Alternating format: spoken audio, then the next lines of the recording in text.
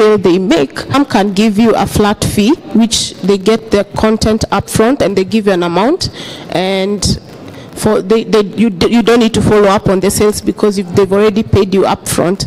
And the other one is revenue share only. So you give them your content and they sell and they give you revenue share. So in terms of how much money you need to give them upfront, they are going to pay you or not going to pay them as a producer. And the next question you asked was what was it? There's a second question. Oh, the contract terms. Okay. Contract terms vary. Remember, distributor is buying to sell on your behalf. So most distributors take longer contract terms because you'll find that they'll seal a deal here in Kenya for 2 years with KTN or NTV, and sell the content in Zambia, sell the content elsewhere. So they usually ask for a longer contract term because they need more time to make these sales. So Anne is right in terms of the most broadcasters ask for 2 years contract terms and about 3 to 6 months exclusivity. And I'll really emphasize that you need to be very keen on the contract terms in terms of the, not just the amount. I see most producers just, how much are you giving me? But you need to look at which territories are these people taking, which rights are they taking, because you can give them multiple rights without having been keen on, and then you get interest from a VOD platform somewhere in Mozambique, and you'll be like, oh, I already gave those rights to another player. So you need to be really keen. Which rights are you giving out? What are the contract durations? And yeah. I'll speak to the question about the market, yes, which doesn't require as much local knowledge. So two things of that. I think we're living in a time, and this is something that everyone already knows, of convergence. When I first started, we were projecting what that would be like, meaning convergence between content. We're living in a time of, as everyone knows, convergence. When I first started, we were projecting what technology and content convergence would look like. Well, it's here, but it's changing quickly. So my advice would be not only to kind of see Africa as having that potential, but this is the time to think about and to plan with folks who are technical engineers, computer scientists, folks in AR, other sectors and segments of technology, what's coming and what you can do together now in the context of the Africa reality. There's set-top boxes that distribute content that are powered by solar. Solar, that's an opportunity to reach some of these hard-to-reach areas.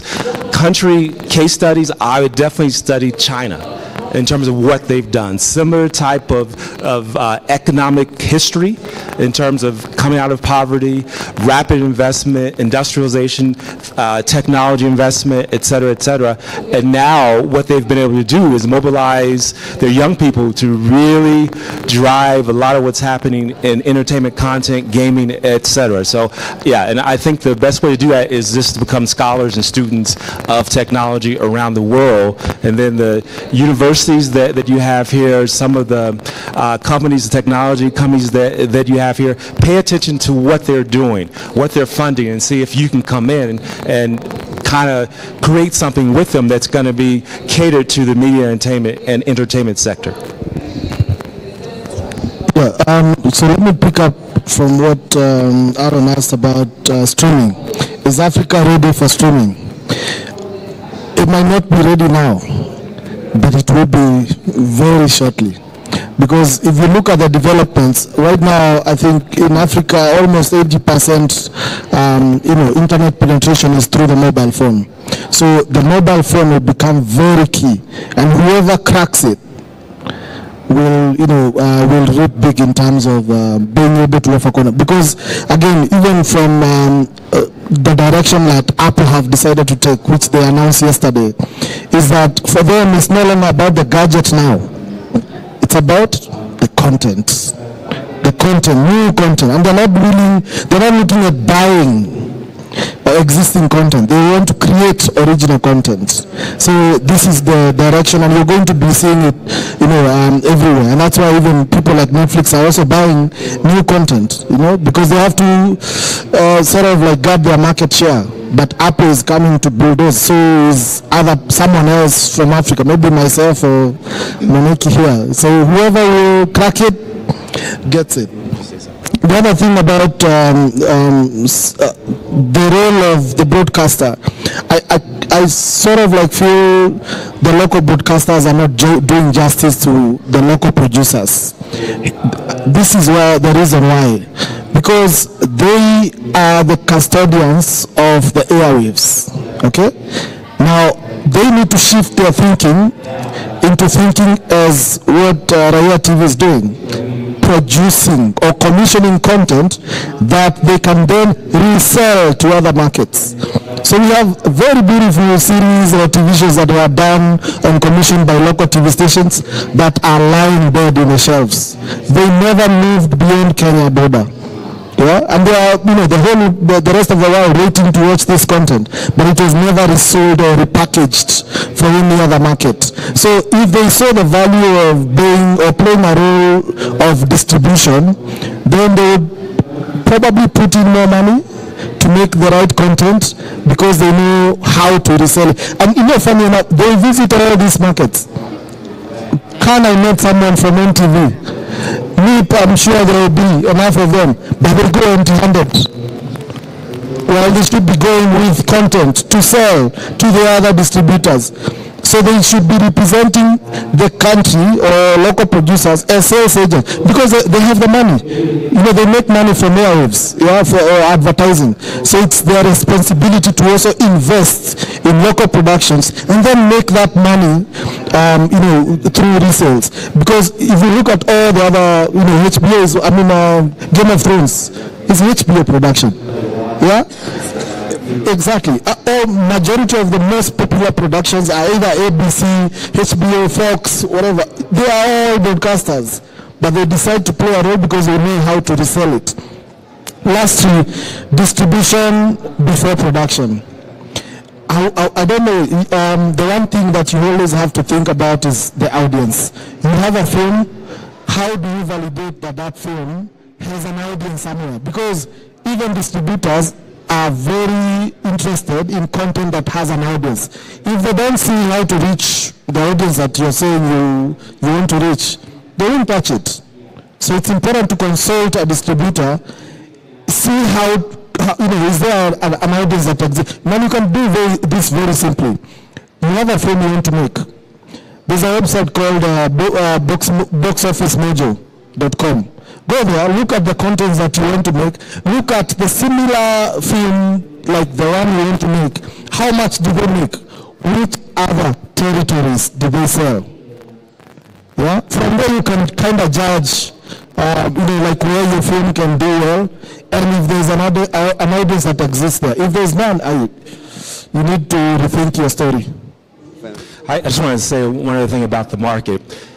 20 years from now, if we're still talking about Facebook, Netflix, and other Western models for distributing your content, we have all failed. Everyone in this room has failed. The demographics are in your favor. The demographic dividend in terms of millennials, it's in your favor. It's not in the US, certainly not in Europe, maybe in Asia, but it's with you. And I want to emphasize that. And your laboratory should be culture and lifestyle right now. I'll take you back to Facebook. Facebook, American culture. Tap into African culture. The technology is here. The talent is here. I would not have said that before I came to Kenya, frankly, because I didn't know the depth of talent, particularly technical talent. But we have all failed 20, even 15 years from now, if we're still talking about these Western models distributing African content. Tap into your culture, tap into your history, and connect with the folks, as I said before, the folks on the technical side already, and make it local. Meaning Google, Facebook, Twitter are all designed for Western, the future being female. We're looking at the coloring of the world as well as more diversity. And that all points towards the global south. Has your mind just blown? Has it? one quick statistic. In the next 30 years, Africa will be number 2 in terms of population, 4 billion people. Now, all these platforms have been trying to get their foot into Africa, yeah? But do they understand you? Thank you. Who understands you? Exactly, you understand you, and I think that's it. Sorry, I wanted to wind up because I'm being given the eye by the organizers. I just want to say something, guys. Nobody is going to tell the Kenyan story except you, the Kenyan. Alan has said it very, very clearly. Tap into your culture, tap into your lifestyle, tell the Kenyan story. Let's start having movies in Doloro. Let's start movies in Korean language, in Tipokomo, whatever it is. Tell the stories where the people are.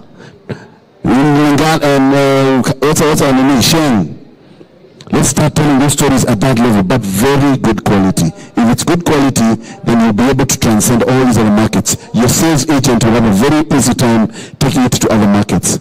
Think about distribution early. Think about gaming. Think about merchandising. If you have a superhero, right now you should have supermodel models. Supermodel little things. Everybody should be, every child should be carrying a supermodel doll. You get what I'm saying? Think about those. Those are the kind of things that we need to start thinking. So they're connecting avenues that we can have. They're connecting industries that we can connect with. Guys who are doing gaming, guys who are doing animation, guys who do local manufacturing of clothes and things. These are people we need to start talking to and do linkages with. And if we are united and if we are organized, let me tell you something, everybody will be singing to the bank. We won't have issues of, when you tell your parents you want to be a filmmaker, they will tell you, how much is it I can pay now? Because they know you have a future. One thing I like about Eugene Bogo, he's my business partner, so I'm allowed to say this. He taught me long before, and I was in distribution, that you take your local content and you multiply it by selling it everywhere else. Africa XP have sold for us. We sold it across in Nigeria. We sold it in, is it Germany? In India. So we're talking about selling your content far, far and wide. So guys, let's start thinking about that. Distribution is not just for Kenya. You're not going to get your money from MTV. They will pay you maximum 190,000 shillings. You're not going to get your money back there. But you resell it and resell it and resell it. And that's how the money will keep. And if you keep producing, when you reach a point where you can open a station like our dear sister here. She's opened her own station. Last challenge. It's been this challenge, it's been this challenge. If we do not have a Kenyan portal in the next 5 years, and I'm talking about radio TV, that's a portal. We have got Vitasa, we have got, which other one is there? If we're not using those portals and they're making us money, we have failed. Africa is the next big thing. It is already the big thing happening and it's going to be there in the future. And you are the ones who are going to make it happen. You are the ones who are going to make it happen. Thank you very much. I really appreciate you, each and every one of you panelists. You've done a good job, yeah? Yeah, let's give a round of applause. Thank you so much. I appreciate you. And God bless each and every one of you. And thank you, KFC, for making this happen. And I think our time is over. Thank you. Yeah, what is it? You guys are powerful. We gotta be. We gotta do this. We know we have to do this, by the way. On a serious note, can we are going to have lunch now. Can you join us? Yeah, join. No, we are. See? Well done. Hey, man. I'll give you my I just came back from another conference, so I'm out. Oh, yes. This thing wasn't working for me. How come? And I thought it was on. Yes. See? It's not doing anything.